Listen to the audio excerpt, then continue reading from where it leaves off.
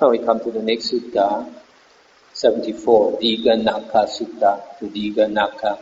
Thus have I heard, on one occasion the Blessed One was living at Rajagaha in the boar's cave on the mountain Vulture Peak. Then the wanderer Dighanakha went to the Blessed One and exchanged greetings with him. When this courteous and amiable talk was finished, he stood at one side and said to the Blessed One, Master Gotama, my doctrine and view is this: nothing is acceptable to me. This view of yours, Agivesana, nothing is acceptable to me. Is not at least that view acceptable to you? If this view of mine were acceptable to me, Master Gotama, it too would be the same, it too would be the same. Well, Agivesana, there are plenty in the world who say, it too would be the same, it too would be the same. Yet they do not abandon that view, and they take up still some other view. Those are few in the world who say, it too would be the same, it too would be the same, and who abandon that view and do not take up some other view. Stop here for a moment.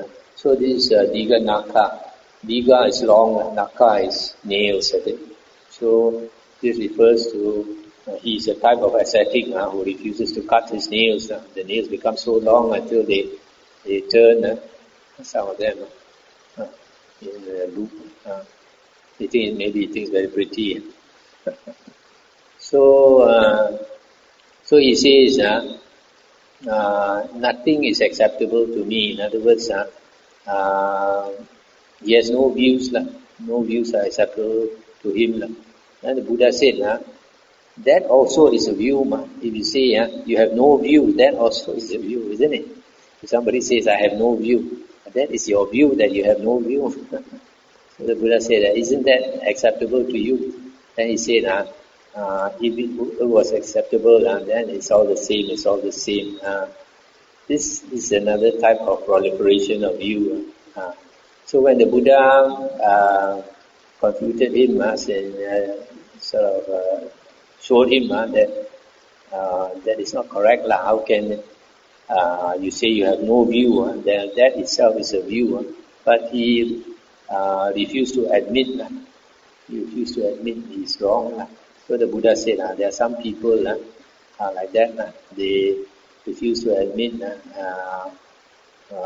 they are wrong, and after that they hold on to another view. They keep holding on to views.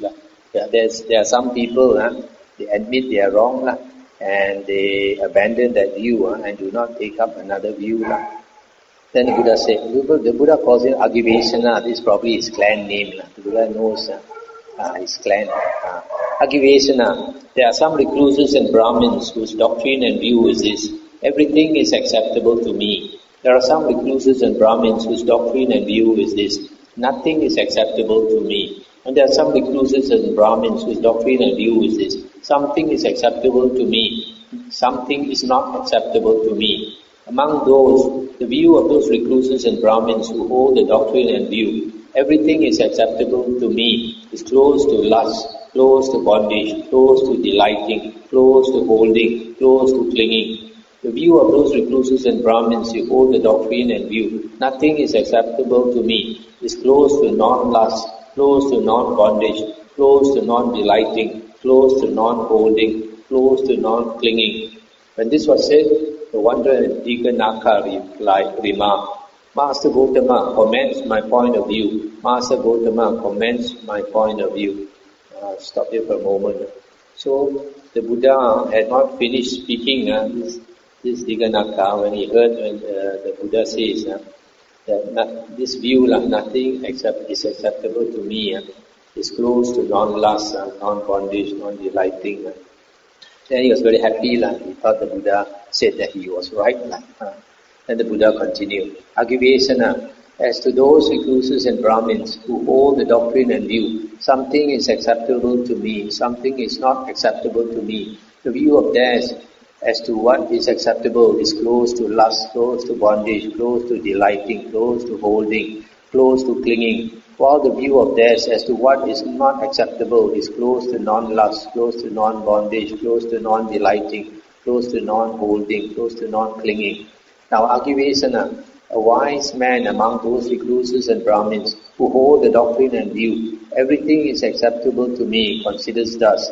If I obstinately adhere to my view, everything is acceptable to me, and declare, only this is true, anything else is wrong, then I may clash with the two others, with the recluse or Brahmin, who holds the doctrine and view, nothing is acceptable to me, and with the recluse or Brahmin, who holds the doctrine and view, something is acceptable to me, something is not acceptable to me. I may clash with these two, and where there is a clash, there are disputes. When there are disputes, there are quarrels. When there are quarrels, there is vexation. Foreseeing for himself clashes, disputes, quarrels and vexation, he abandons that view and does not take up some other view. That is how there comes to be the abandoning of these views. That is how there comes to be the relinquishing of these views. Stop here for a moment. So here the Buddha is saying that if a person holds on to a certain view and obstinately, then he will clash with other people who have different views. So if he realizes this, he should not obstinately cling to any view. And this can lead to abandoning of views if he is wise enough. Sometimes people say the Buddha has no view. It's not true. As you can see from here, the Buddha says he has no view. That is also a view. So the Buddha never said he has no views. A wise man among those recluses and Brahmins who hold the doctrine and view, nothing is acceptable to me, considers thus. If I obstinately adhere to my view, nothing is acceptable to me, and declare, only this is true, anything else is wrong, then I may clash with the other two, with the recluse or Brahmin who holds the doctrine and view, everything is acceptable to me. And with the recluse or Brahmin who holds a doctrine and view, something is acceptable to me, something is not acceptable to me. I may clash with these two, and when there is a clash, there are disputes.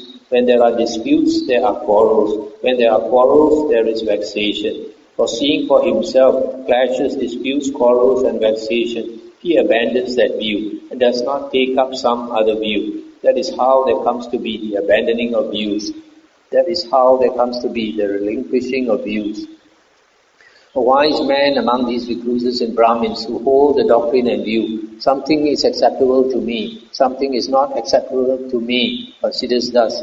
If I obstinately adhere to my view, something is acceptable to me, something is not acceptable to me, and declare, only this is true, anything else is wrong, then I may clash with the two others, with the recluse or Brahmin who holds the doctrine and view, everything is acceptable to me, and with the recluse or Brahmin who holds the doctrine and view, nothing is acceptable to me. I may clash with these two, and when there is a clash, there are disputes. When there are disputes, there are quarrels.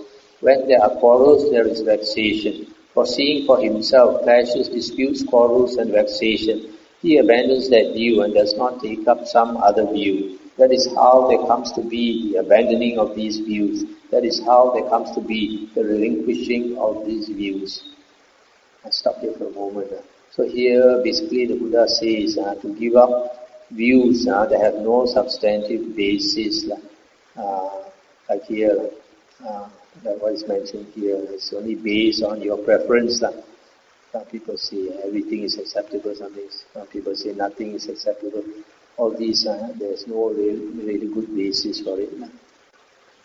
Now, Agivesana, this body made up of material form, consisting of the four great elements, procreated by a mother and father, and built up out of boiled rice and porridge, is subject to impermanence, to being worn and rubbed away, to dissolution and disintegration. It should be regarded as impermanent, as suffering, as a disease, as a tumor, as a dart, as a calamity, as an affliction, as alien, as disintegrating, as void, as not self. When one regards this body thus, one abandons desire for the body, affection for the body, subservience to the body.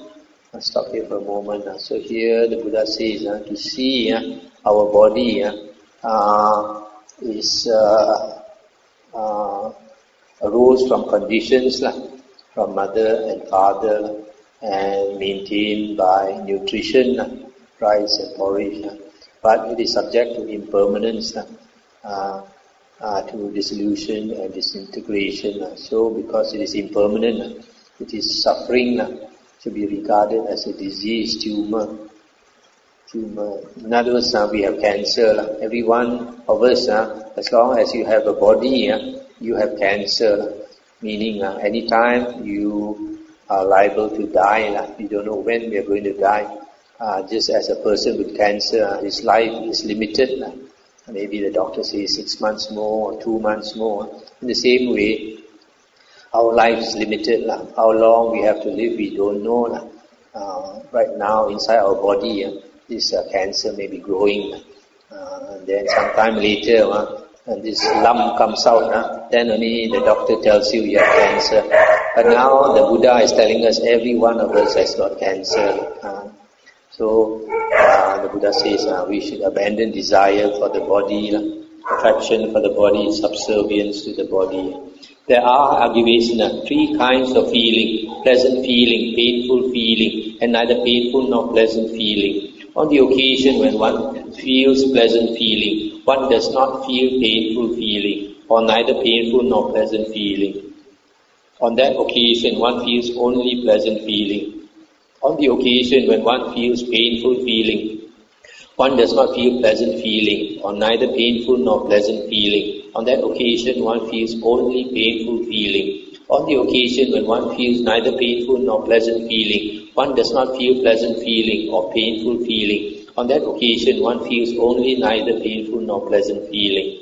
Pleasant feeling, Agivesana, is impermanent, conditioned, independently arisen, subject to destruction, vanishing, fading away and ceasing. Painful feeling too is impermanent, conditioned, dependently arisen, subject to destruction, vanishing and fading away and ceasing. Neither painful nor pleasant feeling too is impermanent, conditioned, dependently arisen, subject to destruction, vanishing, fading away and ceasing. Seeing thus, a well-taught, noble disciple becomes disenchanted with pleasant feeling, disenchanted with painful feeling, disenchanted with neither painful nor pleasant feeling. Being disenchanted, he becomes dispassionate. Through dispassion, his mind is liberated. When it is liberated, there comes the knowledge, it is liberated. He understands, birth is destroyed, the holy life has been lived, what had to be done has been done. There is no more coming to any state of being. A monk whose mind is liberated thus, Agivesana, sides with none and disputes with none, employs the speech currently used in the world without adhering to it. Stop here for a moment.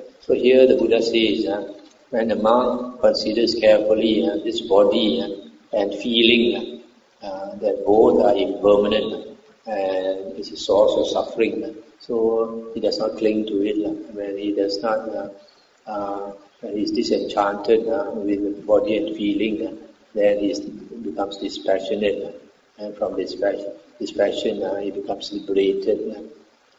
And when a monk is liberated, an arahant, he sides with none, disputes with none.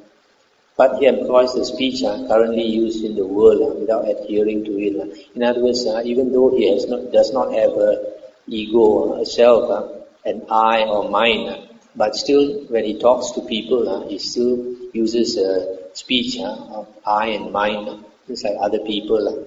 But even though he does not have the I and the mind, but normal convention he follows. Now on that occasion, the Venerable Sariputta was standing behind the Blessed One, fanning him. Then he thought, the Blessed One indeed speaks of the abandoning of these things through direct knowledge. The Sublime One indeed speaks of the relinquishing of these things through direct knowledge.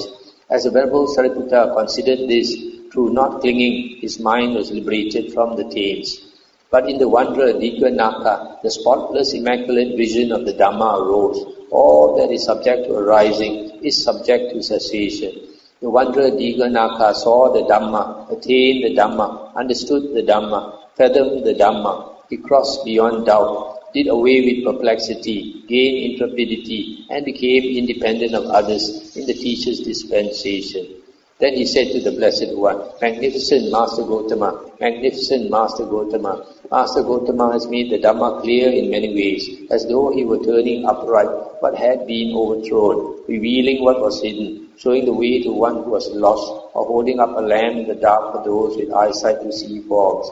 I go to Master Gotama for refuge, and to the Dhamma, and to the Sangha of monks. From today, let Master Gotama remember me as a lay follower, who has gone to him for refuge for life. That's the end of the sutta. So here, this last part, Venerable Sariputta was standing behind the Buddha, fanning him. At that time, Venerable Sariputta had just come to follow the Buddha for 2 weeks, and in that 2 weeks, he must have practiced very hard and had attained the jhanas. So when he heard the Buddha speaking this Dhamma, encouraging a monk to let go, not be attached to body and to feelings, he understood, and he attained liberation, he attained arahanthood. That means, because in the Vinaya books it stated that Venerable Sariputta attained arahanthood 2 weeks after coming to become a disciple of the Buddha. But in this Dighanakha, this ascetic, he saw the Dhamma, and the basic Dhamma here is stated this way. All that is subject to arising is subject to cessation. That means everything in the world that arises will pass away. So he understood this, crossed beyond doubt, became independent of others in the teacher's dispensation. Once a person understands the Dhamma, then Buddha says he becomes independent of others. He knows the real teacher is the Buddha.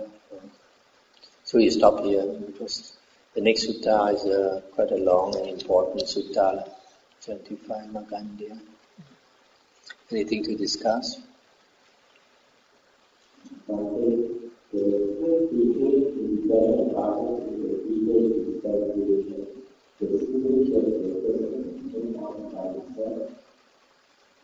Does it mean what?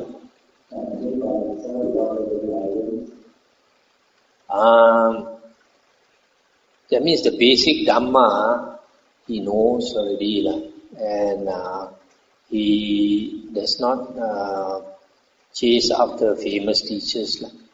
A lot of people, when you are not you are not steep in the Dhamma, you haven't really understood the Dhamma. A lot of people, they chase after teachers and they hero worship teachers. But in this case, he becomes independent of others, means he knows that the real teacher is the Buddha. But he still, actually, he does not really need any other teacher. But if he has some doubts about the certain passages in the, if he does not really understand certain passages in the Dhamma, he may consult a monk who knows more to clarify. In other words, he studies the sutta and he discusses the sutta with others. But even without a teacher, he can progress. He has the basic knowledge.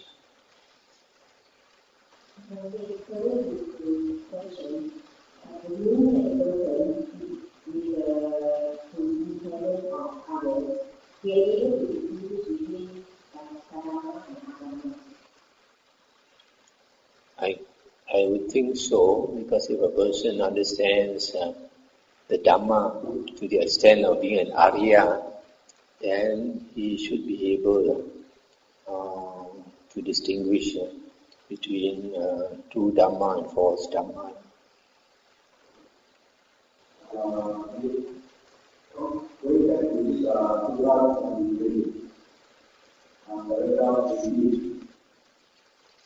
Yes.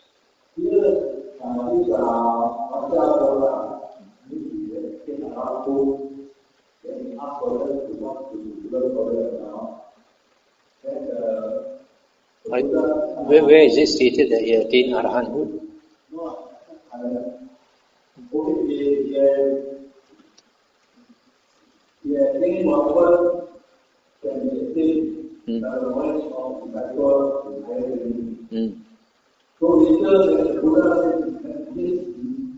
that case, he can further prove his ability and insight.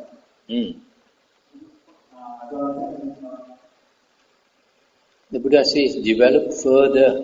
That means it doesn't mean that he does not have samatha and vipassana. He may have, but the Buddha asked him to develop it further, take it deeper. Because as I explained just now, he says, I have attained whatever can be attained by the knowledge of a disciple in higher training. I said the commentary says that he has attained anagamin, but I'm doubtful about that. When I compare it with the Sutta or the Vinaya books, where the Buddha talk about his meeting his first and second meditation teachers, namely Alara Kalama and Udaka Ramaputta, he stayed with those teachers and learned meditation and attained those immaterial jhanas like this, arupa jhanas. And after he attained arupa jhanas, he said basically this same words, I have attained whatever can be attained by the knowledge of a disciple in higher training. But then because he was not enlightened, then he left those teachers. So here probably he had already attained some jhanas. So he came to the Buddha for further instruction to help him become enlightened. And the Buddha told him to develop further samatha and vipassana, deepen your concentration and contemplate more on the Dhamma. I think that means that they develop both.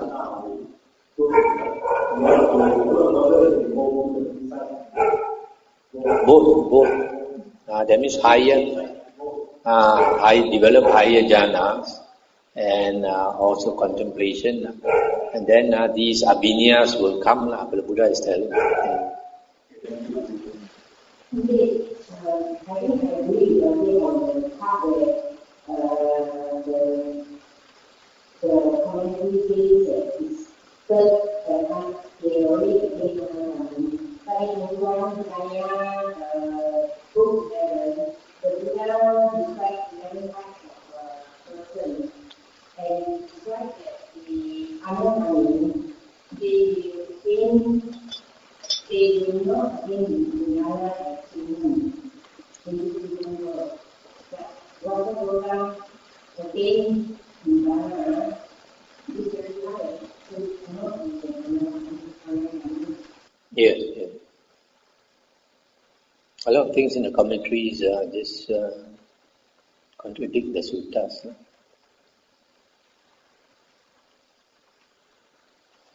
Okay, can we stop here?